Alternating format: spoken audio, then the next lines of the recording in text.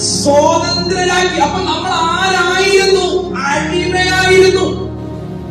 നാം സ്വാതന്ത്ര്യമില്ലാത്തവരായിരുന്നു എന്ന് പറഞ്ഞാൽ നന്മയും തിന്മയും തിരിച്ചറിഞ്ഞ് നന്മയുടെ വഴിയിൽ നടക്കാനുള്ള ഒരു സ്വാതന്ത്ര്യമില്ലാത്ത ജീവിതമാണ് കഴിഞ്ഞ നാളുകളിൽ നാം ജീവിച്ചിരുന്നത്.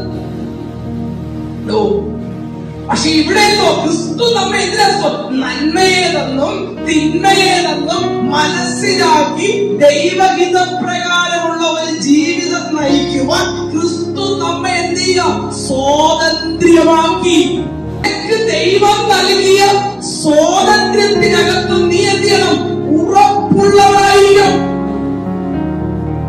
നിന്റെ ഉറപ്പ് നഷ്ടപ്പെട്ട വിശ്വാസം എന്ന ഉറപ്പ്